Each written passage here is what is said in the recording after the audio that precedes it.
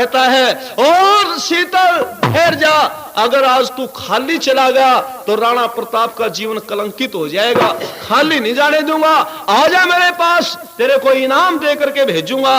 और राणा प्रताप के पास केवल एक चीज बची हुई थी आज, और वो क्या थी?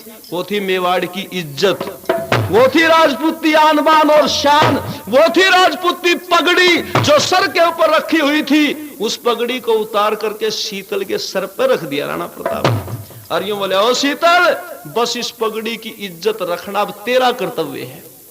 ये जो पगड़ी है ना, ये राजपूती और मेवाड़ की इज्जत है मेरे भाई, और इसको कभी किसी दुश्मन के सामने झुका मत देना, बस ये वचन लेता हूं आज तेरे से। शीतल चल दिया। उसके बाद अकबर के दरबार में भी जाना था, और अकबर के दरबार में जिस समय पहुंचा, बिल्कुल गेट के पास आया तो शीतल के मन में विचार आया कि बादशाह को आदाब करना पड़ेगा, सलाम करना पड़ेगा, झुकना पड़ेगा, और यदि झुकेगा ना तो ये पगड़ी भी तो झुकेगी उसके आगे। राणा प्रताप ने पगड़ी जिंदगी में झुकने नहीं दी, और आज अगर तेने ये पगड़ी झुका दी तो ये कलंक तेरे माथे पर मढ़ा जाएगा। इसलिए क्या करूं मैं, दुविधा में फंस गया, चक्कर में फंस गया बेचारा। बस एकदम मन में विचार आया, सर के ऊपर से पगड़ी उतारी, उतार के पगड़ी बाएं हाथ के खब्बे हाथ के ऊपर धर ली इसने सोचा भाई इस हाथ में ऊपर रखूंगा, सज्जे हाथ से झुककर सलाम करूंगा, और बादशाह का मान भी हो जाएगा, और ये पगड़ी भी नहीं झुकेगी। बड़ा गजब का दिमाग था शीतल का।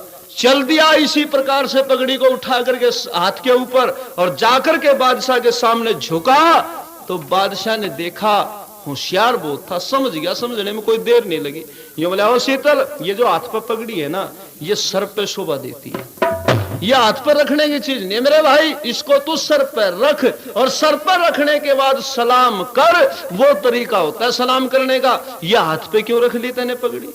ने बोला ओ बादशाह, तू ठीक कहता, पगड़ी तो सर पे शोभा देती है, लेकिन जो हाथ पर रख रखी है ना, धर रखी मैंने पगड़ी, ये किसी और ने उतार के नहीं धरी, लेकिन मैंने तो अपने आप रखी है। क्यों रखी है? तो ये थी इस देश की आन बान और शान। क्या कहने लगा के उतारी है पगड़ी मैंने। ओ बादशाह, ध्यान से सुन मेरे शब्दों को, के उतारी है पगड़ी मैंने,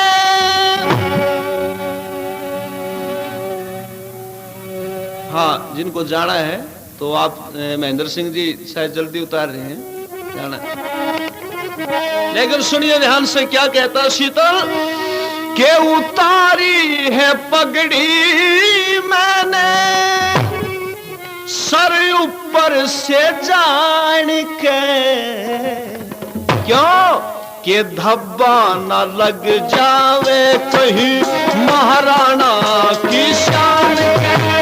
उतारी हो पगड़ी मैंने, सर ऊपर से जान के, धब्बा न लग जावे कहीं महाराणा की शान के।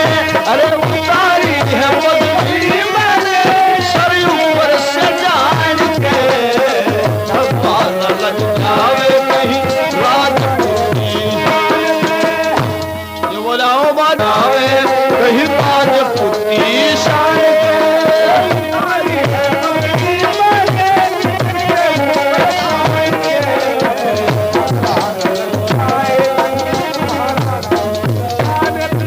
कितनी बढ़िया बात कहता शीतल भाट ने बोला, और बादशाह ये महाराणा प्रताप की पगड़ी है, ये मेवाड़ की इज्जत है, ये राजपूती शान है, और जिस राणा प्रताप को झुकाने के लिए आपने 32 किले मेवाड़ के इनाम में देने तक की घोषणा कर दी, और राणा प्रताप ने पगड़ी इस लालच में आकर के भी नहीं झुकाई, और मैं केवल आपका आदाब करने की, बच्चा सुनो, केवल इतने लालच में कि मैं आपका दरबारी राजकवि हूं और वो थोड़ी सी तनख्वाह लेता हूं, उसी लालच में फंस करके मैं ये पगड़ी आपके सामने झुका दूं। ओ बादशाह, सारा शरीर झुका सकता हूं लेकिन पगड़ी नहीं झुकेगी। क्यों? आपके आगे मेरा हाथ भी झुक जाएगा, दांत भी झुक जाएगा, और माथ भी झुक जाएगा।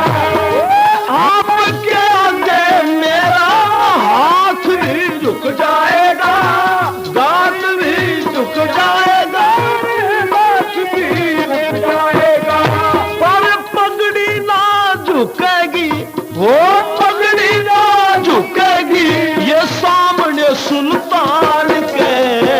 धब्बा लग जावे कहीं महाराणा की शान के, उतारी है पगड़ी मैंने सर ऊपर सजान के।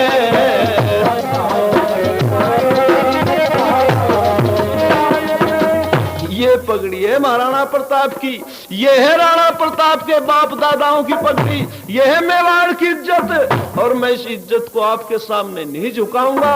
मेरे सर के ऊपर जिस समय राणा प्रताप ने पगड़ी रखी थी ना, तो मेरे से वचन लिया था कि इस पगड़ी को किसी ऐरे गहरे नत्थु खैरे के चरणों में नहीं झुका देना।